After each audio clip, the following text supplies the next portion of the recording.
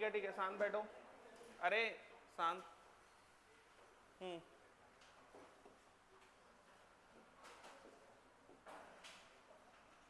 चलो, mole fraction का बात किया था, लास्ट क्वेश्चन क्या कराया था मैंने? नहीं, उसमें लास्ट क्वेश्चन क्या कराया था? अच्छा, ठीक ठीक ठीक, ठीक है। तो मैंने मोल फ्रैक्शन सिखा रहा था, और ये फैन बंद करो ना। मोल फ्रैक्शन ऑफ सॉल्यूट, जिसका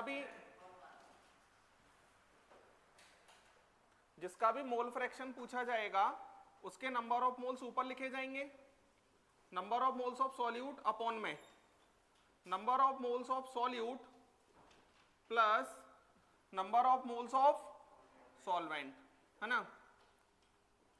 इससे पहले हम लोगों ने मोलैरिटी सीखा था, है ना। उससे पहले परसेंटेज कंसंट्रेशंस का बात किया था। परसेंटेज कंसंट्रेशंस के बाद में सबसे पहले बात किया था बच्चों परसेंटेज वेट बाय वेट। और परसेंटेज वेट बाय वेट में क्या बताया था कि परसेंटेज वेट बाय वेट ये बताता है कि 100 ग्राम सॉल्यूशन में कितना मास सॉल्यूट का है। और कभी भी अगर दिया जाए, जैसे आपको 20% वेट बाय वेट NaOH दिया गया है, 20% वेट बाय वेट NaOH अगर दे रहा है, इसका मतलब क्या हो जाएगा कि 100 ग्राम सॉल्यूशन में 20 ग्राम NaOH प्रेजेंट है। दूसरा समझाया था मैंने percentage weight by volume. Percentage weight by volume में क्या बताया था, 100 ml में कितना प्रेजेंट है ना। और परसेंटेज वी बाई वी मैंने आपको ये बोला था, अगर ये दे रखा होगा तो आप अकॉर्डिंग टू डेफिनेशन जाएंगे, और अगर आपको निकालना पड़ेगा तो फॉर्मूले से फाइंड आउट करेंगे। सेम फिर सिखाया था मैंने आपको मोलैरिटी, और मोलैरिटी के अंदर क्या बताया था, क्या डेफिनेशन था मोलैरिटी का? हाँ बताओ, खड़े हो। हाँ तुमसे ही बोल रहा हूं मैं तुमसे, हाँ बताओ मोलैरिटी का डेफिनेशन बताओ। नंबर ऑफ मोल्स, बस यही लिखवाया था मैंने।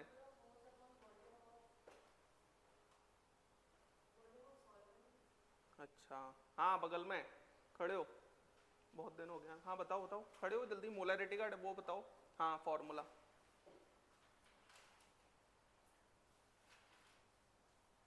बगल में बताओ।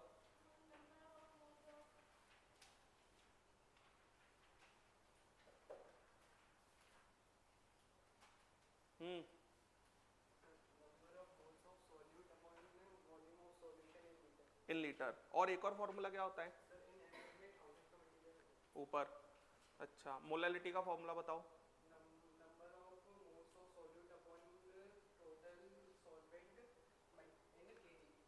सॉल्वेंट, ये सॉल्वेंट का क्या लेते हैं केजी में? सॉल्वेंट का नीचे क्या वॉल्यूम लेते हैं, मास लेते हैं? मास लेते हैं। अच्छा, और मैंने ये बोला था कि मोलैलिटी जब भी हम यूज करते हैं तो हम एक टर्म यूज करते हैं। अब शांत। हाँ, मोलैलिटी जब भी यूज होता है तो उसमें एक फॉर्मूला यूज होता है, वो फॉर्मूले का क्या बताया था मैंने? Solute plus solvent. अगर मुझे कभी दिया हुआ है कि मेरे पास 3 मोलर NaOH सॉल्यूशन है, इसका मतलब क्या लिखेंगे?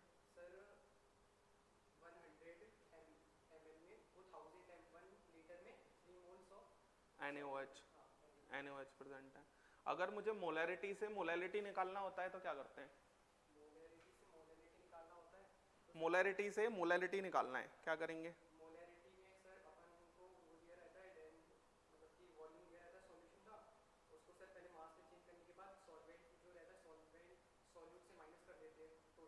हाँ, मास ऑफ सॉल्यूशन को। हम्म हम्म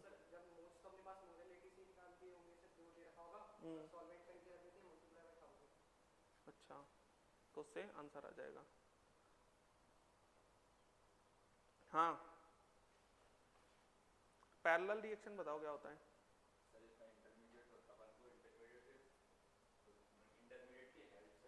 अच्छा, तुम बताओ पैरेलल रिएक्शन बताओ, खड़े हो।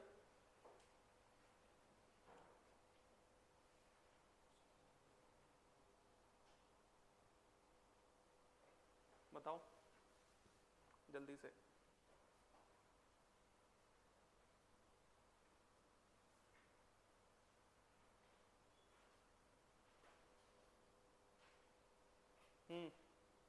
बताओ तुम बैठो।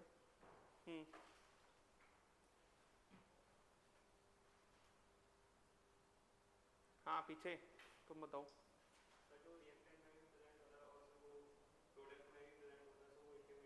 अच्छा पक्का पैरेलल रिएक्शन यही होता है? हाँ बताओ, हाँ तुम बताओ, बताओ जरा।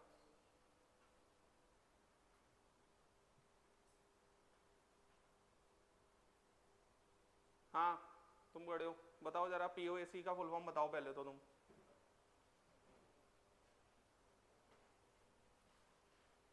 पीओएसी का फुल फॉर्म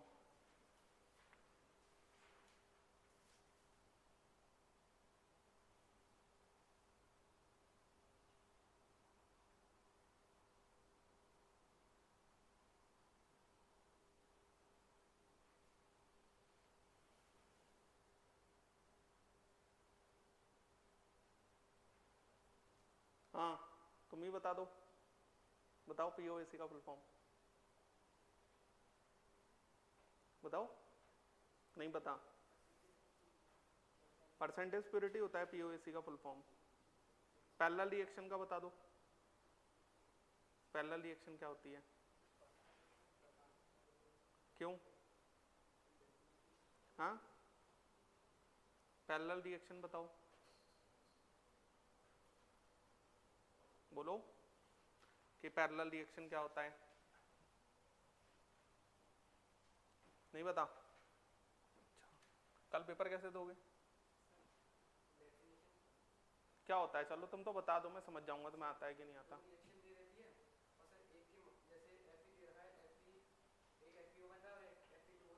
हाँ हम्म हम्म हम्म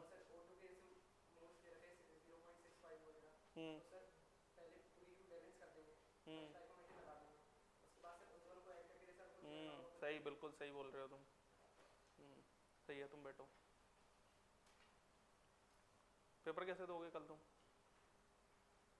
हाँ बताओ। गर्मी नहीं लग रही तुमको? इतने बड़े बड़े बाल हैं तुम्हारे। कहाँ से आते हो? रोज दबरा से आते हो? बताओ जरा, पैरेलल रिएक्शन नहीं आता तुमको? अरे भैया तो मैं सिक्वेंशियल पूछूं तो ये तो वो हो गया कि पूछो कोई भी क्वेश्चन बताऊंगा मैं अपना आंसर। हाँ ये कोई फायदा होता है क्या? पढ़ते नहीं हो तुम घर पे जाके? हाँ 10th में कितने परसेंट बनाए हैं तुमने? हाँ बोलो 95% बनाए हैं और तुमको अभी आंसर नहीं आ रहा, कैसे बात बनेगी? हाँ क्या करते हो घर पे? पढ़ा था तो फिर इधर आके भूल गए? अच्छा तो कल पेपर है, फिर कब रिवाइज करेगा? और केमिस्ट्री की क्लास मंडे को होती है, फिर सैटरडे को हुई है, तो बीच में अपन को टाइम नहीं मिला होगा। नहीं कितनी फैक्ट्री चल रही है? हाँ फिर कुछ काम तो होगा, तभी तो नहीं कर पाए होगे रिवाइज। नहीं तुम लोगों को मोलैरिटी का डेफिनेशन नहीं आता?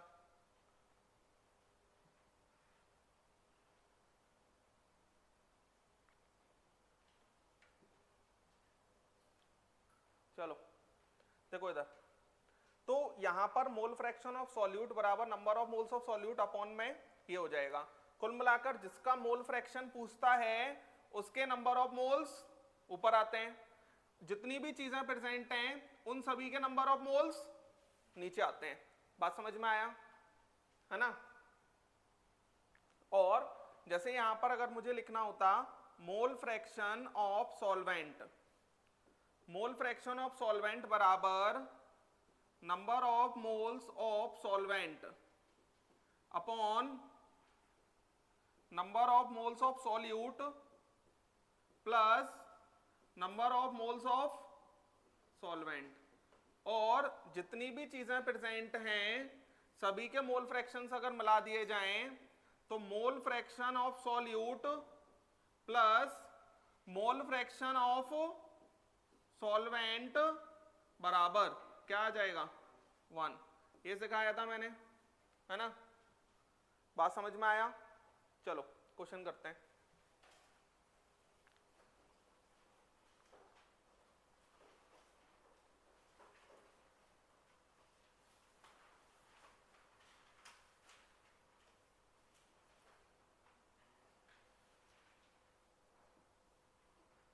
होमवर्क भी दिया था मैंने कुछ, कहाँ है? दिखाओ जरा क्या होमवर्क दिया था मैंने, देखूं मैं।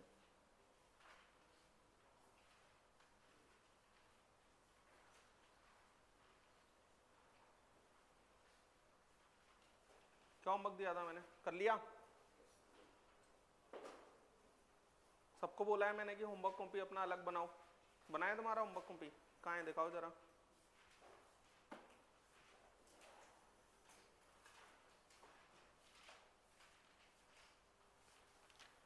थोड़ा अच्छा बना लो, हाँ थोड़ा साफ सुथरा बना लोगे तो क्या दिक्कत है। ये क्या लिखा है बीच में? केमिस्ट्री में साइन थीटा कोस थीटा कब से आ गए इसमें?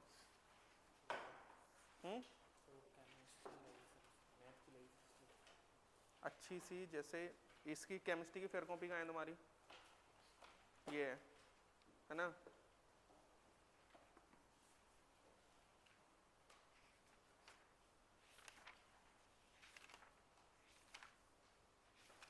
ऐसी होमवर्क कॉपी बना लो, क्या कष्ट, उसमें कोई कष्ट है? हाँ फिर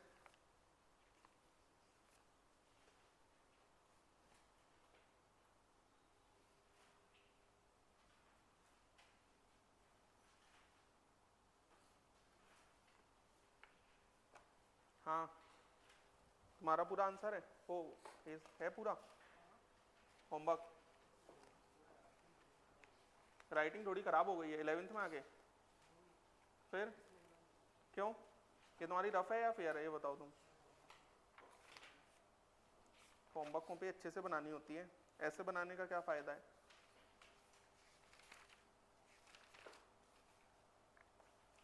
कहाँ है इसमें होमवर्क, मुझे दिखाओ कैसे कैसे किया है।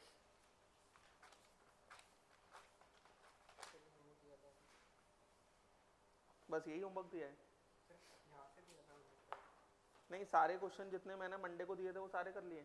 सारे बन गए? क्यों एडवांस के हैं सर, वो थोड़ी बनाने होते हैं ऐसा? नहीं सर बने नहीं सर। क्यों? सर बने आंसर नहीं आ रहा था सर, हजारों में करके लगे। सर अभी मैं करूँगा तो आंसर आ जाएगा। सर पता नहीं। हाँ कैसे पढ़ाई करोगे तुम लोग, पढ़ते ही नहीं हो घर पे, टाइम पास कर रहे हो आप लोग। हाँ बैठो सभी, ये लास्ट वार्निंग है, मंडे को मैं पूरा होमवर्क कॉपी चेक करूंगा जितना मैं होमवर्क दे चुका हूं। समझ में आ रहा है?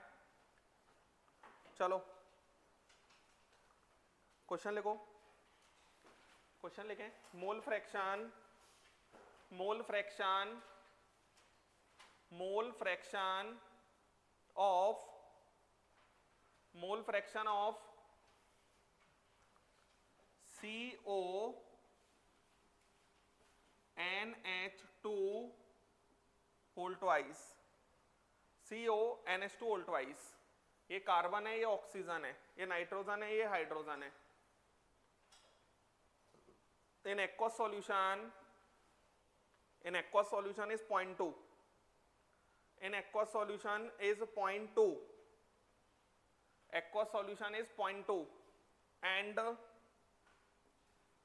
density of solution equal to 1.32 gram per ml, ml। calculate, calculate, calculate molarity and molality of solution।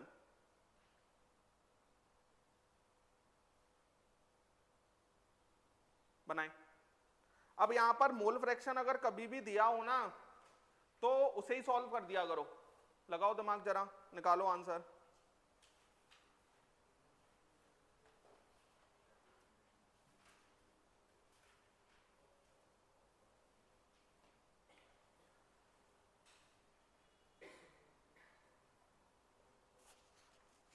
बनाओ इस क्वेश्चन को सभी।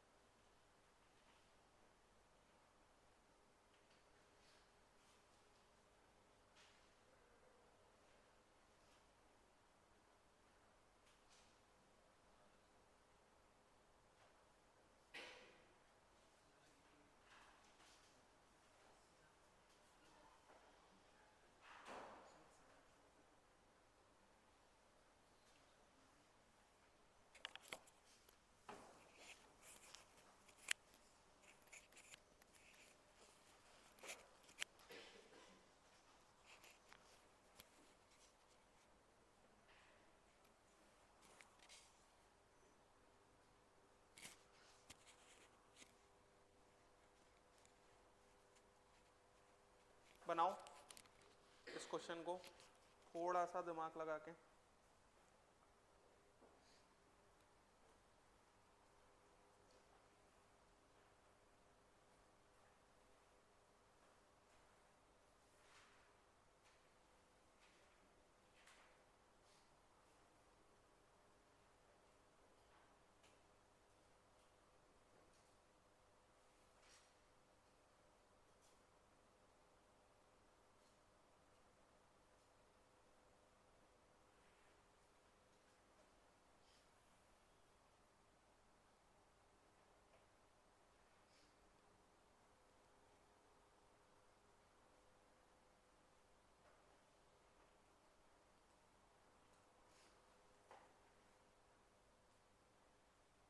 मोलैरिटी या मोलैरिटी कुछ निकला?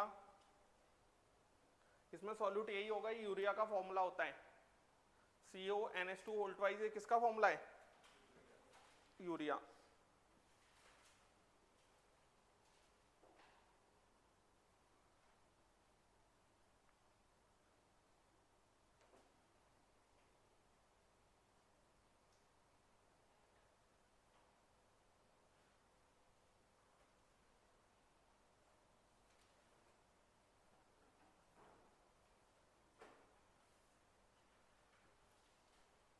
चलो मैं करता हूं। देखो इधर, कभी भी अगर आपको मोल फ्रैक्शन दिया जाए तो उसे सॉल्व कर दो। मोल फ्रैक्शन को कैसे सॉल्व कर दो? देखो इधर, mole fraction of CONH2 whole twice बराबर number of moles of CONH2 whole twice upon में number of moles of CONH2 whole twice plus number of moles of H2O, है ना। तो यहां पर ये कितना आ रहा है, इसकी वैल्यू कितनी है? मोल फ्रैक्शन कितना दिया है? 0.2। 0.2 को 1/5 लिख सकते हैं, है ना। सिंपल सी बात है, वो तो 0.2 लिख के भी कर लोगे तो आ जाएगा। यहां पर सॉल्व करो इसको। 5 times number of moles of CONH2 whole twice बराबर number of moles of CONH2 whole twice plus number of moles of water, यही आएगा, है ना। इसको हम इस साइड ले लेते हैं, तो 4 times number of moles of CONH2 whole twice बराबर number of moles of water. तो number of moles of CONH2 whole twice बराबर number of moles of H2O divide by 4। Number of moles of H2O divide by 4, ये आ गया। समझ गए, एक relation निकल के आ गया हमारे पास। अब समझना, मैं इसमें ये मान लेता हूं let number of moles of water बराबर कितना, number of moles of water n मान लो। तो number of moles of water अगर n मान लेंगे तो number of moles of CO NH2 whole twice ये कितने आ जाएंगे, n/4। समझ में आया, ये बात समझ गए। अब आपको मैंने क्या सिखाया है कि मोलैलिटी के फॉर्मूले में आपको क्या क्या चाहिए, number of moles of solute चाहिए अपॉन में मास ऑफ सॉल्वेंट इन केजी चाहिए, और इसमें सॉल्वेंट कौन होगा, पानी होगा। तो यहां पर अगर हम बात करते हैं मोलैलिटी, तो मोलैलिटी बराबर number of moles of solute, solute कौन है ये, तो इसके नंबर ऑफ मोल्स हो गए n/4। चलो यहां पर मास ऑफ सॉल्वेंट, सॉल्वेंट ये है तो नंबर ऑफ मोल्स बराबर given mass upon molar mass कितना 18। क्लियर है ये बात। तो मास ऑफ वाटर, वाटर मतलब सॉल्वेंट कितना आ जाएगा ये 18n, 18n आ जाएगा, तो ये 18n आ गया, और ये ग्राम आया है तो इंटू 1000।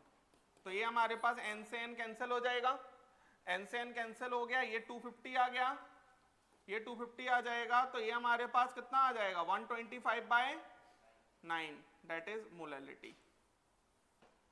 समझ आया, समझ गए क्या कहा गया है ना।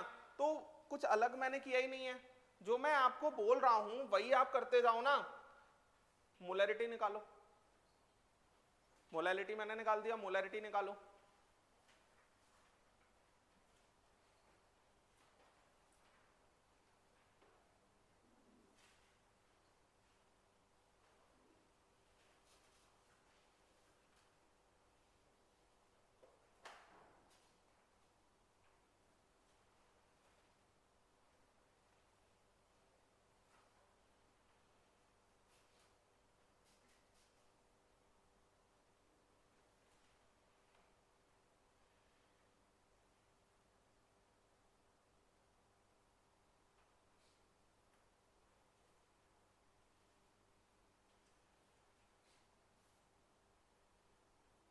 मोलैरिटी निकाल सकते हैं। अब कभी भी मोल फ्रैक्शन दिया जाए, आप घर जाके अगर पढ़ोगे नहीं ना बच्चों, तो आपको क्या आप एक्सपेक्ट कर रहे हो कि आपको समझ आएगा या फिर आप पेपर में कुछ मार्क्स ला पाओगे, कुछ नहीं कर पाओगे आप।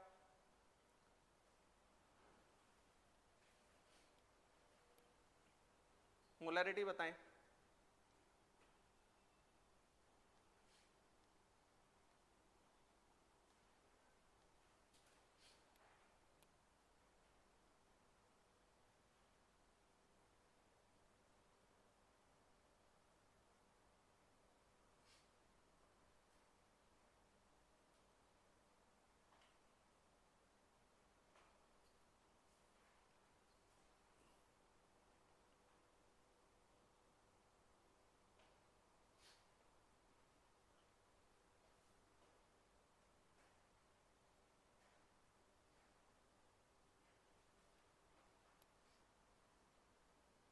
बताएं जरा।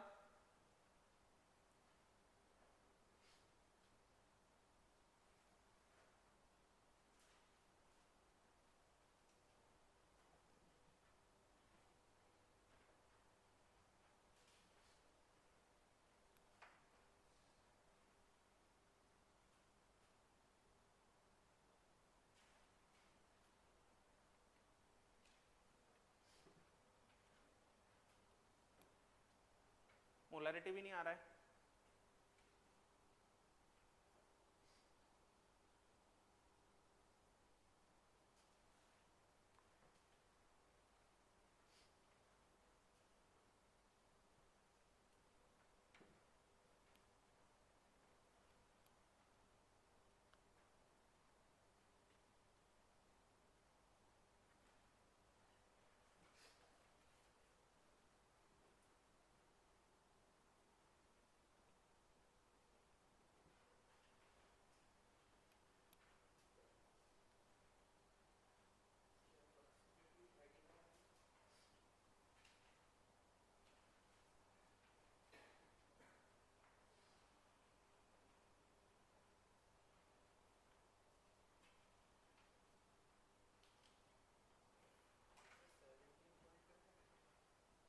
देखो इधर, आप एक बात सोचो, अगर मुझे मोलैरिटी निकालना है तो मोलैरिटी का फॉर्मूला होता है number of moles of solute, ये तो मेरे पास है, क्या नहीं है मेरे पास, वॉल्यूम, और वॉल्यूम ऑफ किसका चाहिए, सॉल्यूशन का, तो वॉल्यूम ऑफ सॉल्यूशन के लिए मुझे क्या चाहिए, मास ऑफ सॉल्यूशन, क्या चाहिए, मास ऑफ सॉल्यूशन, बेसिक दिमाग लगाओ ना, तो यहां पर मास ऑफ सॉल्यूशन बराबर मास ऑफ सॉल्यूट, सॉल्यूट कौन है,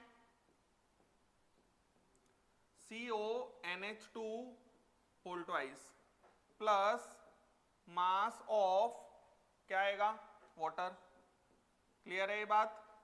अब यहां पर अगर हम बात करते हैं तो मास निकाल लेते हैं, CONH2 होल ट्वाइस का इसका मोलर मास निकाल लिया सभी ने, 60 आ रहा होगा, 60 आ रहा है सभी का, तो यहां पर ये हमारे पास आ जाएगा number of moles into molar mass, clear है, plus number of moles into molar mass कितना 18, तो ये हमारे पास 15n प्लस 18n कितना आ गया बच्चों 33n, बात समझ में आ रही है। अब क्योंकि मुझे मास ऑफ सॉल्यूशन चाहिए, सब n के फॉर्म में निकाल लो, n में कट जाएगा n तो, है ना। अब मैं यहां पर डेंसिटी बराबर मास अपॉन वॉल्यूम होता है, डेंसिटी कितना है 1.32 बराबर मास कितना है n, ये भी ग्राम में चल रहा है, वॉल्यूम किस में निकलेगा यहां से ml में, तो वॉल्यूम आ जाएगा 33n divide by 1.32 ml, 1.32 ml, ये आंसर आ गया। अब ये वॉल्यूम आ गया मेरे पास, इसका मतलब मैं ऐसा लिख सकता, ये वॉल्यूम ऑफ क्या हो गया सॉल्यूशन। चलो मोलैरिटी निकालो, number of moles of solute that is n/4 into क्या आएगा volume of solution that is 33n into कितना आ जाएगा 1.32 इनटू कितना आ जाएगा 1000, क्लियर है ये बात। अब यहां पर n से n कैंसिल हो जाएगा, है ना, और इसको डिवाइड बाय 100 कर दो तो बच्चों ये कैंसिल हो जाएगा, ये चला जाएगा, ये चला जाएगा, आंसर कितना आएगा 10 मोलर। अगर आपको ये घर जाके भी कर लोगे तब भी आपके दिमाग में चला जाएगा, लेकिन अगर आप नहीं करोगे, सीखना ही नहीं चाहते हो तो फिर बहुत दिक्कत है। कभी भी मोल फ्रैक्शन दिया जाए उसे ही सॉल्व कर लो, उससे एक रिलेशन आएगा, सॉल्यूट का नंबर ऑफ मोल्स या सॉल्वेंट का मान लो तो सॉल्यूट उसके अकॉर्डिंग आ गया, मोलैलिटी निकालना तो बहुत आसान हो गया। मास कैसे निकलेगा, mass of solution equal to mass of CONH2 whole twice और मास ऑफ पानी, तो यहां पर ये आने के बाद में ये आ गया, क्योंकि आप सोचो अगर मुझे मोलैरिटी चाहिए तो मुझे क्या चाहिए वॉल्यूम ऑफ सॉल्यूशन चाहिए, और वॉल्यूम ऑफ सॉल्यूशन कैसे मिलेगा जब मुझे मास ऑफ सॉल्यूशन बताओ, तो मास ऑफ सॉल्यूशन कैसे पता चलेगा, इन दोनों फॉर्म में निकाल लो, डेंसिटी आ गया, वॉल्यूम ऑफ सॉल्यूशन आ गया, वॉल्यूम ऑफ सॉल्यूशन आ जाएगा तो मोलैरिटी आ जाएगा। बात समझ में आया। तो है क्या, कभी भी आपको एक क्वेश्चन ऐसा दिया होगा मॉड्यूल में कि वो मोल फ्रैक्शन देके आपसे मोलैलिटी पूछेगा, मोलैलिटी का ही क्वेश्चन सबसे ज्यादा पूछा जाता है, मोलैलिटी निकालना आसान भी है लेकिन मोलैरिटी निकालना थोड़ा सा टफ है। अरे बात समझ में आ रहा है, तो मोलैरिटी निकालनी है, मोलैलिटी आ गया, या फिर आप दूसरा मेथड लगा सकते हो, क्या मोलैलिटी से मोलैरिटी निकालना हमने सीखा है उससे निकाल सकते हैं, लेकिन आपके पास ये इतना सारा डेटा ऐसे ही से कर लो। तो अगर आपको वॉल्यूम ऑफ सॉल्यूशन चाहिए उसके लिए मुझे क्या चाहिए मास ऑफ सॉल्यूशन, और मास ऑफ सॉल्यूशन किस फॉर्म में निकलेगा, मास ऑफ ये और मास ऑफ ये, इसके मोल्स पता है मुझे n/4 इंटू 60 प्लस इसके मोल्स पता है मुझे n इंटू 18, तो ये आ जाएगा हमारे पास 33n, ये डेंसिटी ऑफ सॉल्यूशन था तो वॉल्यूम ऑफ सॉल्यूशन आ गया, पुट कर दो आंसर आ जाएगा। क्लियर है क्या कहा मैंने, लिख लें। तो कभी भी मोल फ्रैक्शन देके मोलैलिटी मोलैरिटी पूछा जाए तो इसी तरीके से करना है, बात समझ में आया।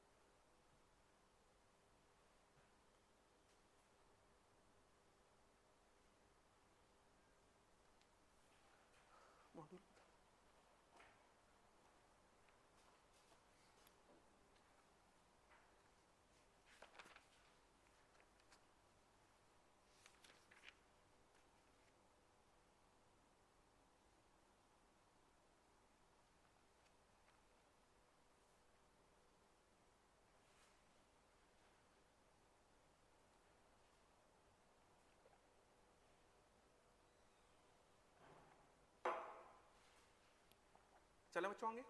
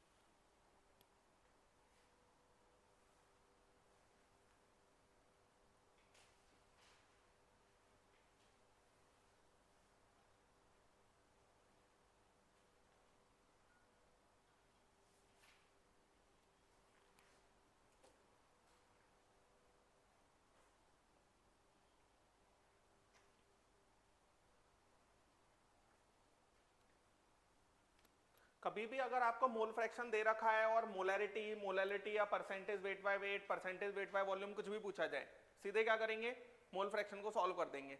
मोल फ्रैक्शन को सॉल्व करके एक रिलेशन आएगा, फिर एक के नंबर ऑफ मोल्स मान लो, दूसरे के उसके अकॉर्डिंग, उसी के इक्वेशन के अकॉर्डिंग निकल आएंगे। फिर जो पूछ, देखो अगर आपसे वो मोलैलिटी पूछता है तो आपके दिमाग में ये चलना चाहिए कि मोलैलिटी के लिए मुझे क्या क्या चाहिए। तो मोलैलिटी के लिए मुझे क्या क्या चाहिए, number of moles of solute चाहिए अपॉन में मास ऑफ सॉल्वेंट चाहिए।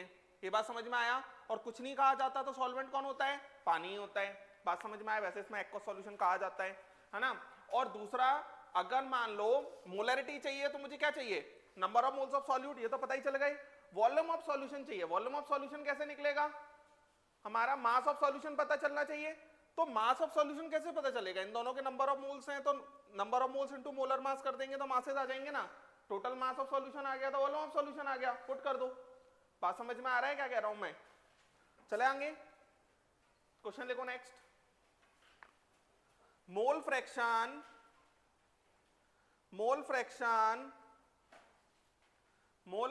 Of A in H2O is 0.2, is 0.2. The molality of,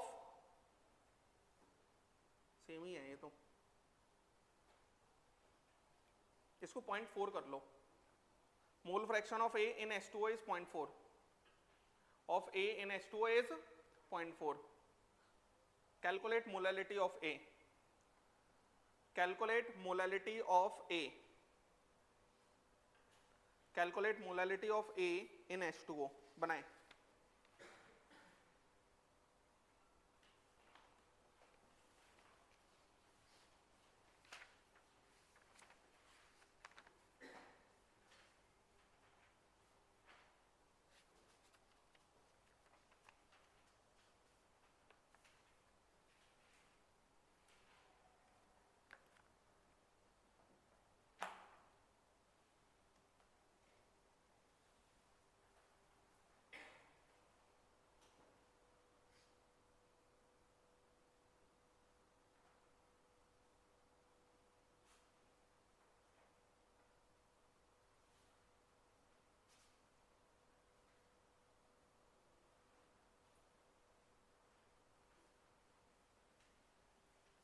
बनाओ जल्दी से ये क्वेश्चन को।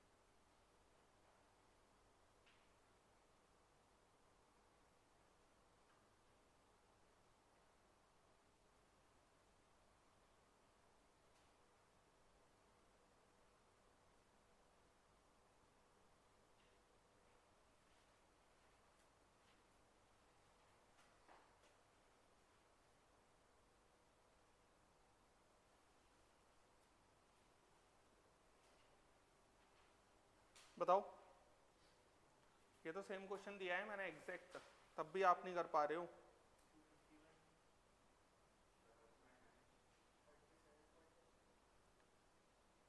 आंसर तो मेरे पास नहीं है।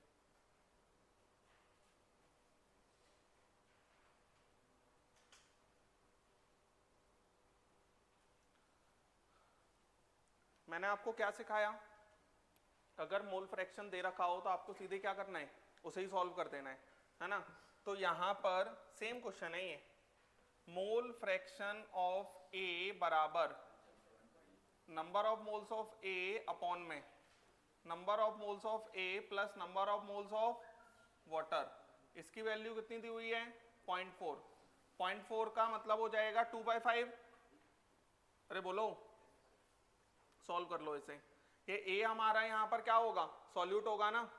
तो 5 times number of moles of A बराबर 2 times number of moles of A plus number of moles of पानी। तो ये हमारा 3 times number of moles of A बराबर number of moles of water. Clear है। तो number of moles of A बराबर number of moles of H2O divide by 3। Clear है। Number of moles of H2O divide by 3। Let number of moles of water equal to कितना, n। तो number of moles of water equal to n हो जाएगा, तो number of moles of A कितना हो जाएगा, n/3। अरे क्लियर है, समझ पा रहे हैं। ये गलत लिखा है ना मैंने कुछ, 2, हाँ ये भी आएगा, ये आएगा, तो ये आएगा, तो फिर ये कितना आ जाएगा, 2n/3। अब मोलैलिटी निकालना है। मोलैलिटी बराबर ये हमारा number of moles of solute that is 2n/3 है ना, इनटू में ये कितना आ जाएगा 18n इनटू में 1000। तो ये हमारे पास n से n तो चला ही जाएगा, ये हमारे पास कितना 9, ये हमारे पास कितना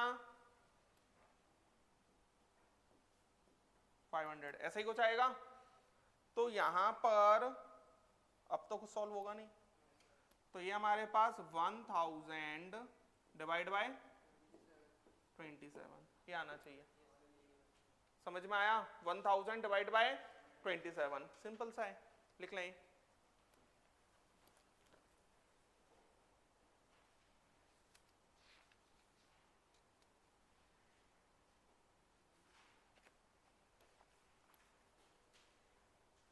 कंसंट्रेशन टर्म्स के सारे क्वेश्चन सिर्फ और सिर्फ डेफिनेशन से होते हैं, और कुछ होता ही नहीं है इनके अंदर।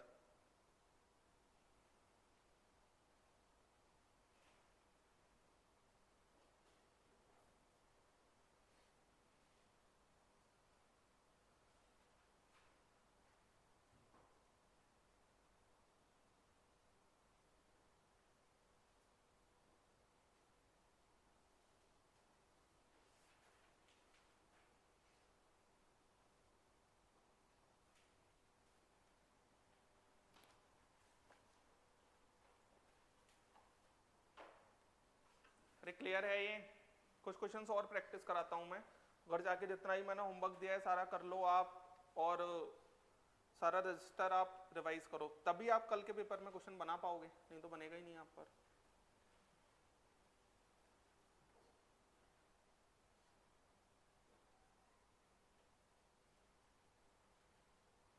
आ गया तुमको ये क्वेश्चन, चलो अच्छी बात है, चले आगे। लिख लिया, क्वेश्चन लिखो नेक्स्ट। आ 6.9 मोलर क्वेश्चन लिखो, 6.9 molar solution of KOH, solution of KOH in water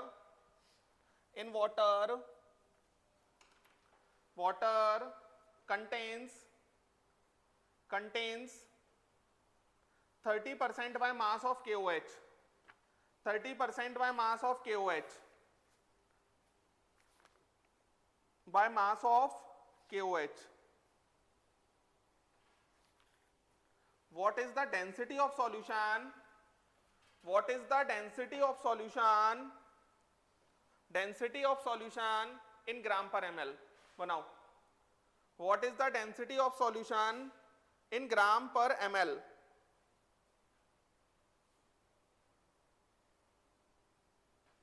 बनाओ, सभी का आंसर आना चाहिए। सिंपल से दिमाग लगाओ, मोलैरिटी से कैसे जाना है हमको उसके पास।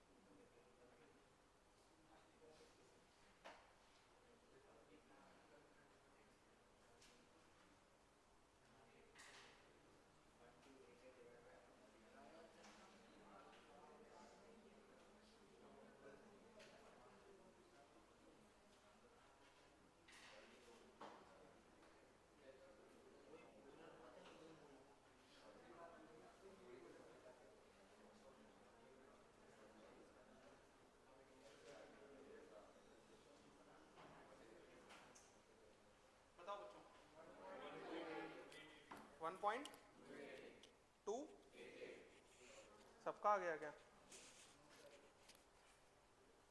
चलो देखो जरा, 6.90 मोलर दिया है। मैंने आपको सिखाया है कि कभी भी मोलरिटी दिया जाए तो आपको क्या करना है, अकॉर्डिंग टू डेफिनेशन लिखना है। और अकॉर्डिंग टू डेफिनेशन अगर हम लिखेंगे तो देखो जरा, 1 लीटर सॉल्यूशन में कितना 6.9 मोल्स किसके, KOH के आ जाएंगे। ये बात समझ में आनी चाहिए। अब इसके अंदर वो ये कह रहा है कि 30% बाय मास है, इसका मतलब क्या हो जाएगा, contains 30% by mass of KOH। तो यहां पर मास बाय मास परसेंट 30% दिया हुआ है, इसका मतलब ये समझ में आता है। वेट बाय वेट परसेंट कितना दिया है, 30। तो यहां पर सबसे पहले क्या लिख लोगे, 1000 ml सॉल्यूशन, 1000 ml सॉल्यूशन में कितना 6.9 मोल्स KOH। अब बच्चों मेरे को किसके पास जाना है, मास के पास। मास के पास जाना है तो let density of solution equal to D। तो डेंसिटी ऑफ सॉल्यूशन बराबर mass of solution upon volume of solution. तो मास बराबर कितना आ जाएगा 1000 D, 1000 D ग्राम, यही आएगा। अब यहां पर मैं क्या लिखूंगा, 1000 D ग्राम सॉल्यूशन में 6.9 मोल्स KOH। बच्चों ये आ गया मास ऑफ सॉल्यूशन, ये क्या है, मोल्स है, तो मैं इसे किस में कन्वर्ट करूंगा, मास में। पोटेशियम का मोलर मास कितना होता है 39, है ना। तो यहां पर 6.9 बराबर given mass upon molar mass, ये मोलर मास हो जाएगा 56। आ गया होगा ये सभी को, 6.9 इंटू 56। अब बच्चों परसेंटेज वेट बाय वेट बोलें, मास of solute that is KOH upon mass of solution into, बोलो यार 100, यही आएगा। यही सिखाया था मैंने, ये कैंसिल ये कैंसिल। इसकी वैल्यू कितनी दी हुई है उसने 30, तो 30 बराबर 6.9 इंटू 56 अपॉन 10D। तो D बराबर 6.9 इंटू 56 डिवाइड बाय 300। बस कितना आ रहा है 1. यही आंसर होना चाहिए, 1.288 आएगा, 1.288, 1.288। किसका आंसर, किसका आया ये, लिख लें। तो सिंपल है, जैसा कहता जाए वैसे आप चलते जाएं तो आपके आंसर्स आ जाएंगे, है ना।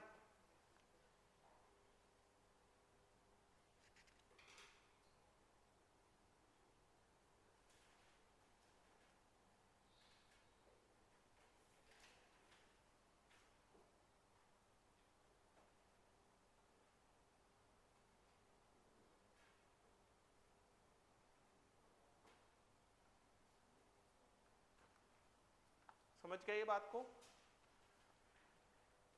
ये मैंने होमवर्क भी दिया होगा आपको।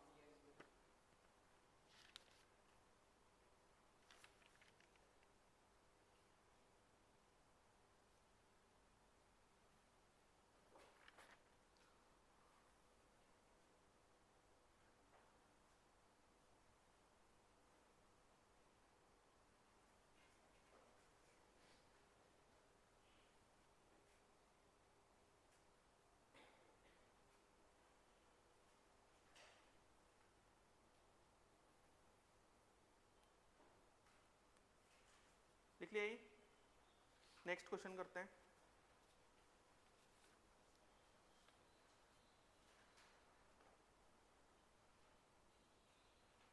Density of a solution, density of a solution, of a solution, density of a solution containing containing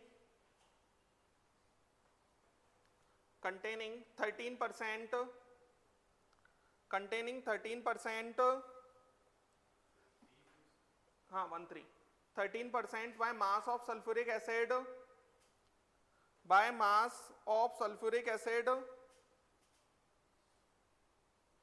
is 1.09 gram per ml. 1.09 gram per ml. Then molarity of solution will be, बनाओ जल्दी से और मुझे answer बताएं.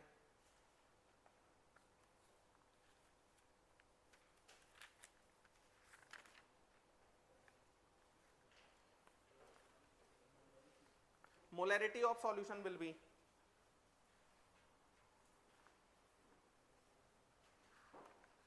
जल्दी से बनाओ.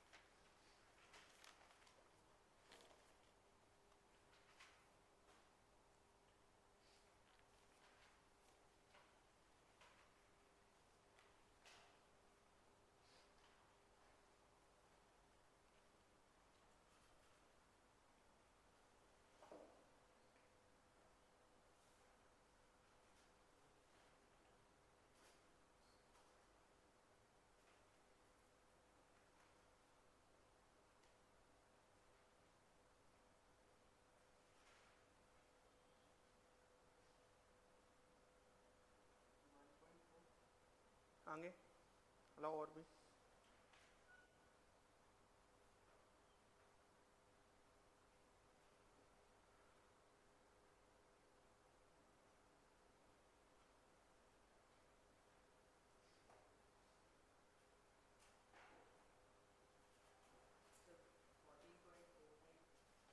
नहीं टेस्ट कहीं एक आधी वो गलत है कैलकुलेशन.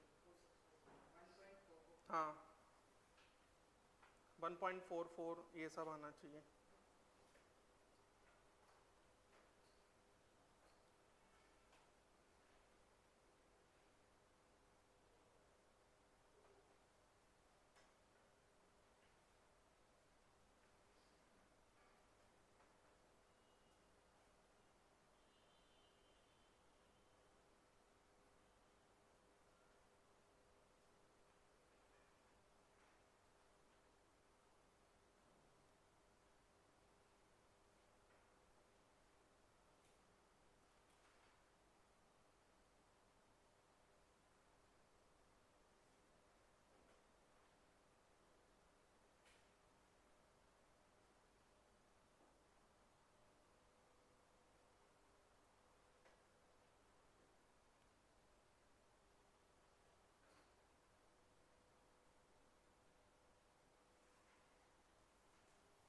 आ रहा है आंसर. बहुत ही सिंपल सी बात है. फिर से जैसे कहा जा रहा है वैसे आप सॉल्व करते जाओ. क्या दिया हुआ है उसने, density of a solution containing 13% by mass of sulphuric acid दिया हुआ है. तो 13% by mass of sulphuric acid दिया है, इसका मतलब मैं क्या लिखूंगा, 13% बाय मास दिया है तो 100 ग्राम सॉल्यूशन. 100 ग्राम सॉल्यूशन में 13 ग्राम क्या प्रेजेंट है बच्चों, sulphuric acid, that is H2SO4. Clear है मामला. अब यहां पर उसने मेरे को मोलैरिटी चाहिए, तो मुझे क्या चाहिए, वॉल्यूम ऑफ सॉल्यूशन चाहिए. अब ये 100 ग्राम सॉल्यूशन दिया हुआ है, मेरे पास डेंसिटी भी है. डेंसिटी कितनी दी हुई है, बराबर मास 100 अपॉन वॉल्यूम. तो वॉल्यूम आ जाएगा 100 अपॉन 1.09 ml. 100 upon 1.09 ml. तो ये आएगा हमारे पास 100 अपॉन 1.09 ml सॉल्यूशन से कितना 13 ग्राम H2SO4। क्लियर है। अब यहां पर मेरे को क्या निकालना है, मोलरिटी आ जाएगा। कितना आएगा, given mass upon molar mass into volume कितना 100 अपॉन में 1.09 इनटू 1000। तो ये आंसर आ रहा होगा, कितना आ रहा है ये 1.445। लिख लें, सिंपल सी बात है, समझ में आया। इस टाइप के हम बहुत सारे कर भी चुके हैं।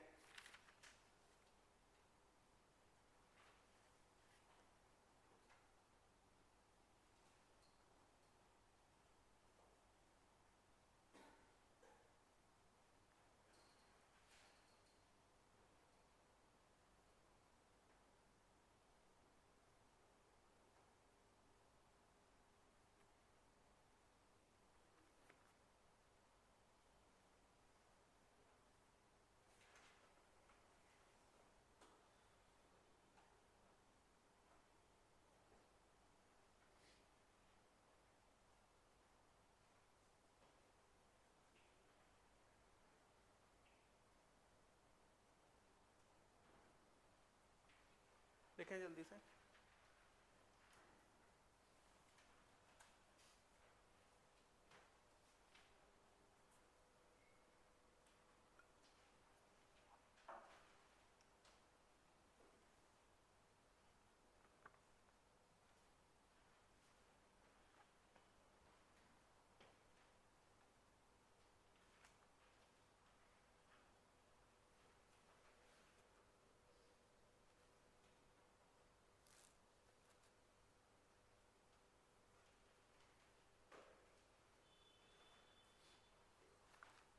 क्वेश्चन लिखें नेक्स्ट।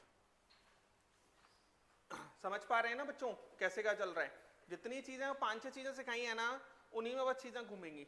बात समझ में आ रहा है। और कैसे क्या घूमेंगे वो सारे क्वेश्चंस आपको कर लेने हैं, तो आपको पता चल जाएगा। बात समझ में आया। नेक्स्ट क्वेश्चन लिखो, dissolving 120 gram of urea, dissolving 120 gram of urea, bracket में लिख लो मॉलिक्यूलर वेट इक्वल टू 60, मतलब मोलर मास कितना हो जाएगा 60 gram. Molecular weight equal to 60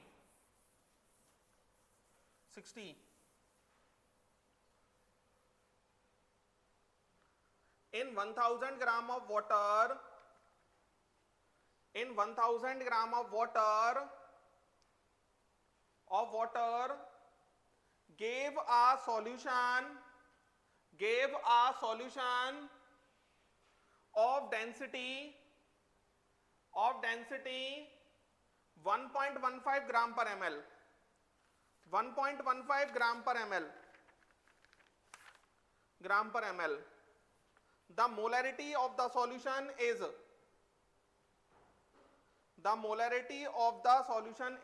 बनाए, molarity of the solution is, molarity बताना है, molarity बताना है। बताओ जरा आंसर।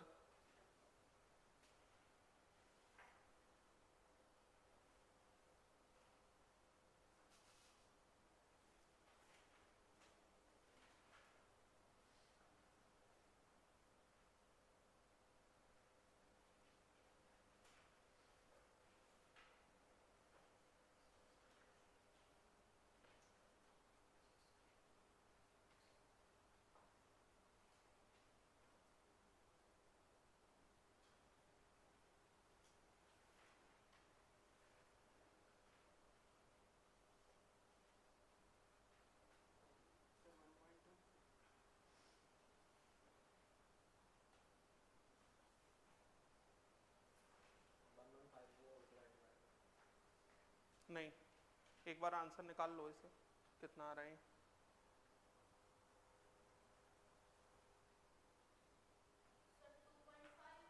नहीं 2.5 नहीं,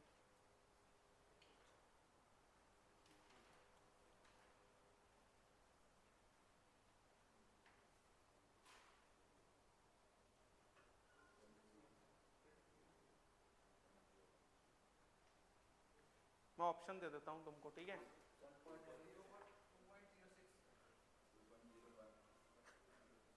देख लो ऑप्शन ये दिए हुए हैं, 1.78 मोलर, बी ऑप्शन है 2.00 मोलर, सी ऑप्शन है 2.05 मोलर, डी ऑप्शन है 2.22 मोलर।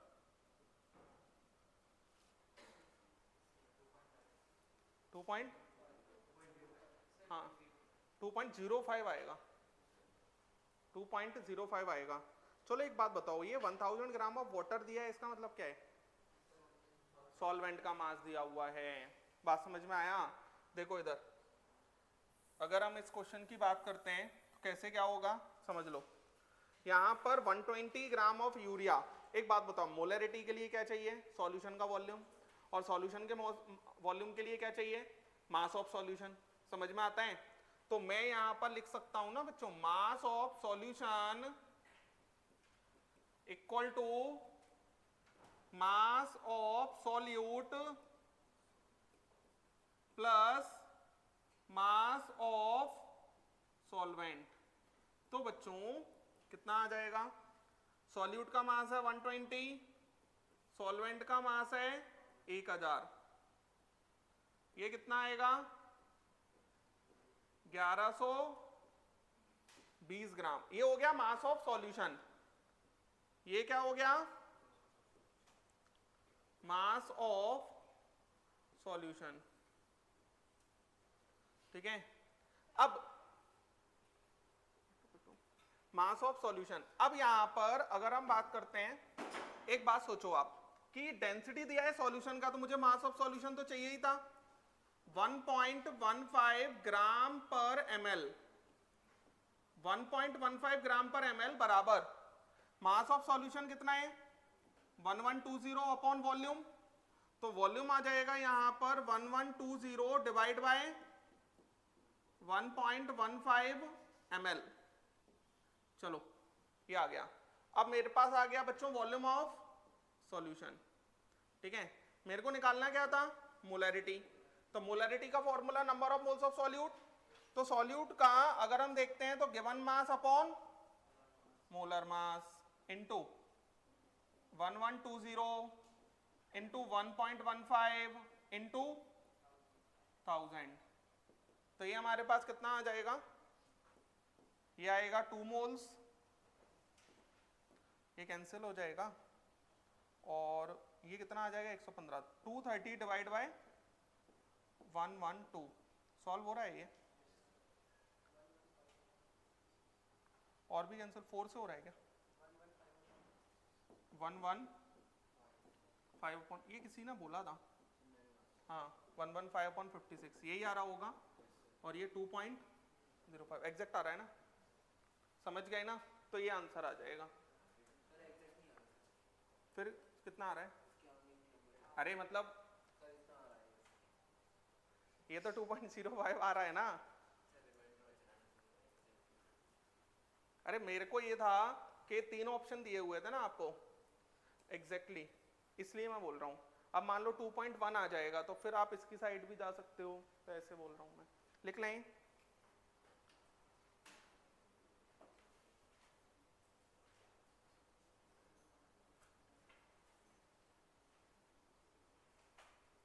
समझ गए ना? ये जेईई एडवांस का क्वेश्चन है ना?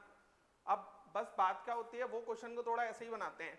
जैसे हम लोग क्या करते हैं ना कि हम हमेशा सॉल्यूशन में बात करते रहते हैं, तो हम उसे 1000 को कई बार सॉल्यूशन का मास ले लेंगे, वहां गलत हो जाएगा, और वो जो 2.22 आएगा ना वो उसी से आएगा।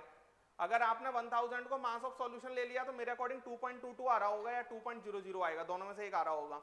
बात समझ में आया? तो वो ऑप्शन भी उसी हिसाब से बनाएंगे, क्योंकि हमको जो हैबिट होती है वो थोड़ा सा उससे अलग दे देंगे।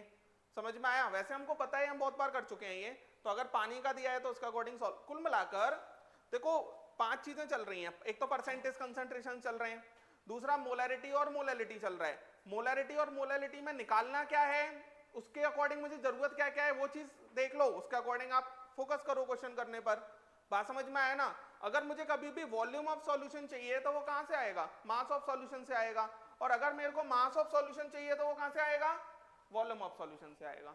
और इन दोनों चीजों को रिलेट करने के लिए मेरे पास एक टर्म होता है, उस टर्म को क्या कहा जाता है? Density of solution. क्या कहा जाएगा? Density of solution.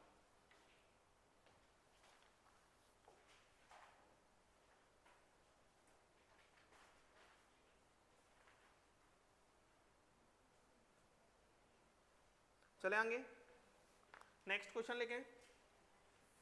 क्वेश्चन लिखो, a compound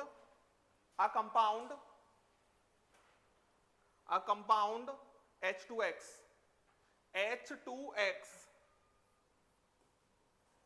a compound H2X with molar weight of 80 gram with molar weight of 80 gram with molar weight of 80 gram is dissolved in a solvent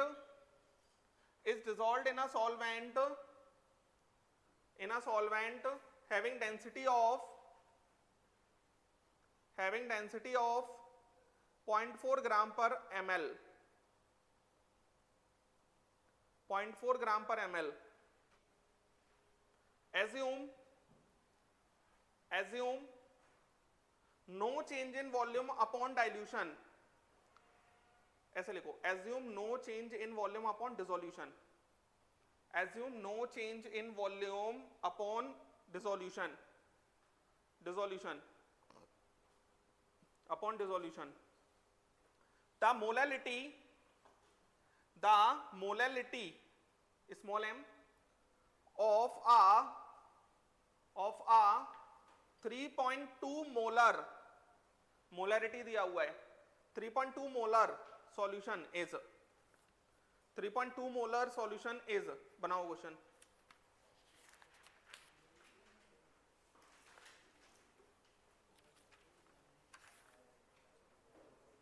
बात मत करो, molarity पूछा है, molarity दिया हुआ है, 3.2 molar solution है, बनाए जरा क्या आंसर आएगा।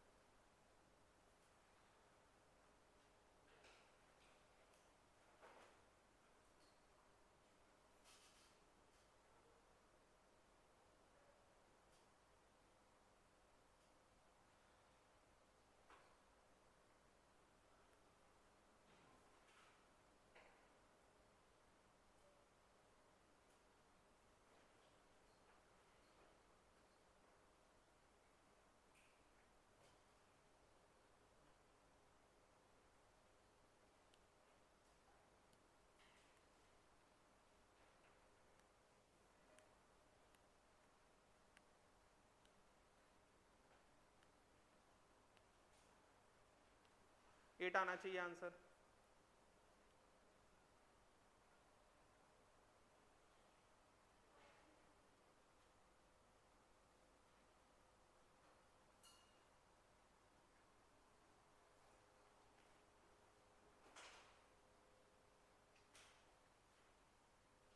इतने सारे क्वेश्चंस हमने इस टाइप के कर लिए हैं, आपका आंसर आना चाहिए, कुछ भी नहीं है इसके अंदर।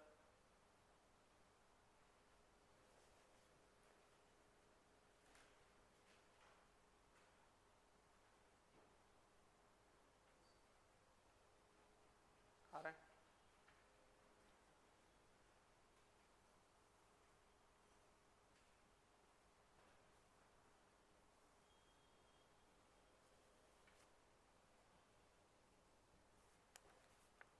एट आना चाहिए।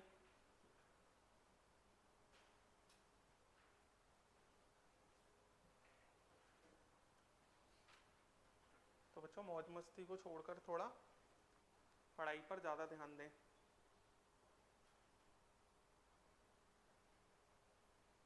देखें ज़रा, ये आसान है, मेरे को तो काफ़ी सिंपल दिख रहा है ये question. Dissolved in a solvent, बहुत देखो इधर क्यों नहीं आ रहा आंसर। 3.2 मोलर दिया हुआ है, यही दिया है ना, तो 3.2 मोलर का मतलब क्या हो जाएगा, 1 लीटर सॉल्यूशन, 1 लीटर सॉल्यूशन में 3.2 मोल्स किसके प्रेजेंट हैं, H2X। क्लियर है ये बात, है ना। मोलैरिटी दिया है सिंपल, मोलैरिटी के अकॉर्डिंग फिर हम क्या लिखते हैं यहाँ, 1000 ml सॉल्यूशन में कितना, 3.2 मोल्स H2X के। अब मेरे को निकालना क्या है, मोलैलिटी। मोलैलिटी का फॉर्मूला याद करो, number of moles of solute, है ना। तो मोल्स तो मेरे पास सॉल्यूट के हैं, लेकिन मुझे नीचे क्या चाहिए, मास ऑफ सॉल्वेंट। तो मास ऑफ सॉल्वेंट कैसे निकालूंगा, उसके लिए मुझे मास ऑफ सॉल्यूशन चाहिए यहाँ। तो मास ऑफ सॉल्यूशन के लिए डेंसिटी दिया होगा, डेंसिटी कितना दिया है, 0.4 मास अपॉन वॉल्यूम, ये आ जाएगा 1000। अब ये ml आ गया, तो बच्चों मास कितना आ रहा है, 400 ग्राम। मास कितना आ रहा है, 400 ग्राम। ये मास किसका है, सॉल्यूशन का। सॉल्वेंट का कहां से आ जाएगा, ये किसका मास है, सॉल्यूशन का। अब ये सॉल्यूशन का मास आ गया, तो बच्चों मास ऑफ सॉल्यूशन, फिर से वही line, mass of solute plus mass of solvent, है ना। अब ये 400 है बच्चों, सॉल्यूट का मास कितना लिखूंगा, 3.2 into 80 plus mass of solvent, तो मास ऑफ सॉल्वेंट कितना, ये 3.2 इंटू 80 कितना हो रहा है, 2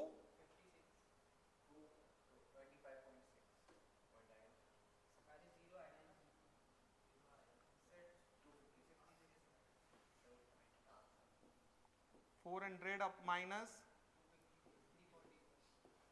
256, ये 350 144, चलो ये भी सिखा दूंगा मैं, हाँ कोई दिक्कत नहीं है। क्या आ गया मास ऑफ सॉल्वेंट, मोलैलिटी निकाल लो, 3.2 number of moles of solute upon में मास ऑफ सॉल्वेंट कितना 144 इनटू कितना 1000, ये कैंसिल 32 से, ये तो कैंसिल नहीं होगा यहाँ, ये अगर हम 4 से ले जाएं तो ये 8 आ जाएगा, और ये कहीं कैलकुलेशन में गड़बड़ है क्या, 3.2 मोलर 1 लीटर से 1000 से 0.4 ग्राम पर ml, ये हमारे पास 400, तो ये 3.2 मोलर वेट ऑफ 80 ग्राम, सब कुछ सही है। यहीं पे सॉल्व करो, ये कितना हो जाएगा 8 और ये 3, है ना, और 36 ये आ जाएगा, और भी कैंसिल हो जाएगा, ये कितना आ जाएगा 2 आ जाएगा, और ये कितना आ जाएगा 9।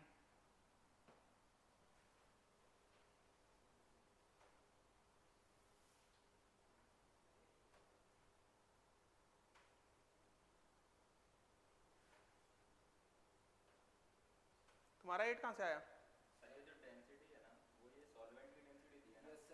अच्छा सॉरी, अ कंपाउंड H2X, एक मिनट रुक जाओ फिर, a compound H2X with molar weight of 80 gram is dissolved in a solvent having density of 0.4 gram per ml, ठीक है, इसलिए वो आंसर नहीं आ रहा, एक मिनट रुक जाओ, ये तो सब सही है, इसमें तो कोई दिक्कत ही नहीं है ना। 1000 ml सॉल्यूशन में 3.2 मोल्स किसके हैं, H2X के। अब यहां पर थोड़ा पढ़ो क्वेश्चन को, वो क्या कह रहा है, a compound H2X with molar weight of 80 gram is dissolved in a solvent having density of 0.4 gram per ml। तो H2X को डाला जा रहा है, ऐसा कुछ है सॉल्यूशन, और यहां पर H2X है, और इस H2X का डेंसिटी ऑफ सॉल्वेंट कितना दे रहा है, डेंसिटी ऑफ सॉल्वेंट कितना है, 0.4 ग्राम पर ml। अब सॉल्वेंट का डेंसिटी है, तो मेरे को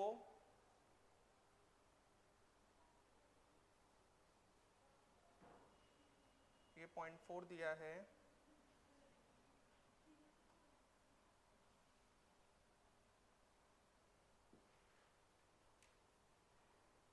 compound H2X with molar weight of 80 gram is dissolved in a solvent having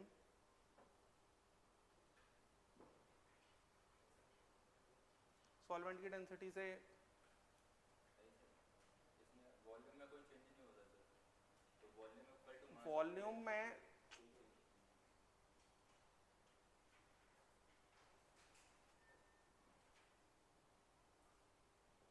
volume में कोई चेंज नहीं हो रहा, वो तो ठीक है। तो ये 1000 ml हो गया, volume equal to mass upon density होता है, तो मतलब मास और वॉल्यूम प्रोपोर्शनल होते हैं एक दूसरे को, वॉल्यूम चेंज होगा तो मास चेंज होगा, वॉल्यूम वैसा का वैसे ही तो मास भी वैसे ही रहेगा, यानी कि जो सॉल्वेंट का मास है वही सॉल्यूशन का मास होगा डिसॉल्यूशन पर।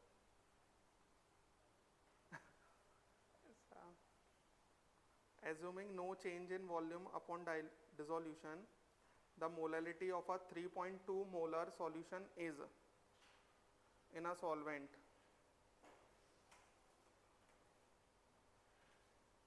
डेंसिटी तो ये सॉल्वेंट का ही दे रहा है। अगर डेंसिटी ये सॉल्वेंट का देगा तो इसने मेरे को 0.4 ग्राम पर ml ये दे दिया, अगर 0.4 ग्राम पर ml ये दे दिया, और 3.2 मोल्स मेरे पास किसके हैं, H2X के, और यहाँ पर ये हमारे पास दिया है उसने 1000 ml सॉल्यूशन का, क्योंकि ये तो सॉल्यूशन ही होता है। अब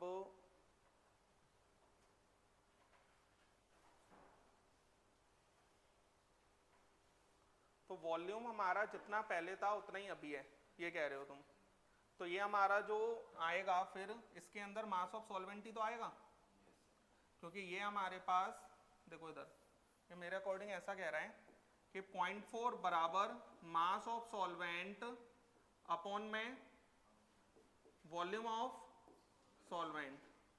अब मास of solvent upon volume of solvent, तो ये हमारे पास 0.4 है, ये बराबर मास है, और अपॉन में वॉल्यूम कितना है 1000, है ना, तो ये मास ऑफ सॉल्वेंट हो गया। अब मास ऑफ सॉल्वेंट बराबर ये कितना आ जाएगा 400 ग्राम, तो ये हो गया मास ऑफ सॉल्वेंट।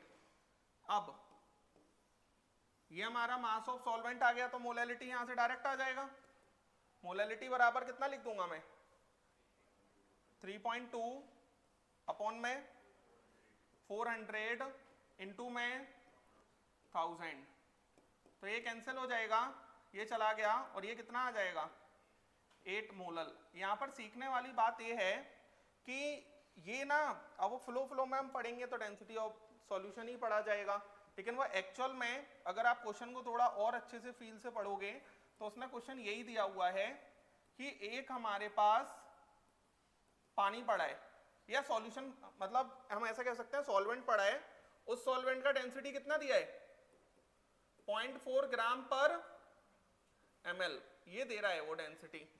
और अगर ये डेंसिटी दिया है तो ये जो 1 लीटर सॉल्यूशन है ना बच्चों, इसके अंदर आप H2X डाल भी रहे हो ना, तब भी वॉल्यूम चेंज नहीं हो रहा, वो ये बात बोल रहा है। बात समझ में आ रहा है क्या कह रहा हूं मैं?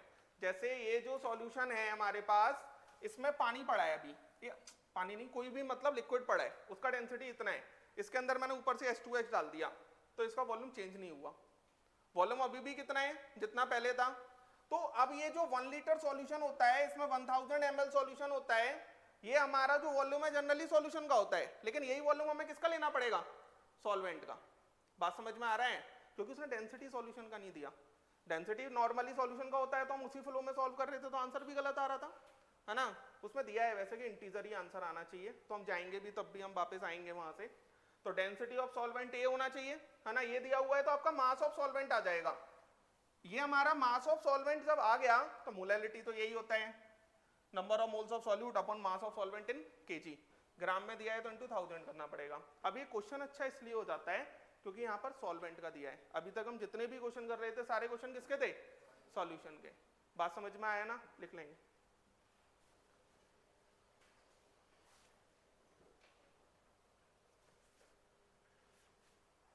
इसलिए उसने वो लाइन भी लिखी है नीचे कि वॉल्यूम चेंज नहीं हो रहा।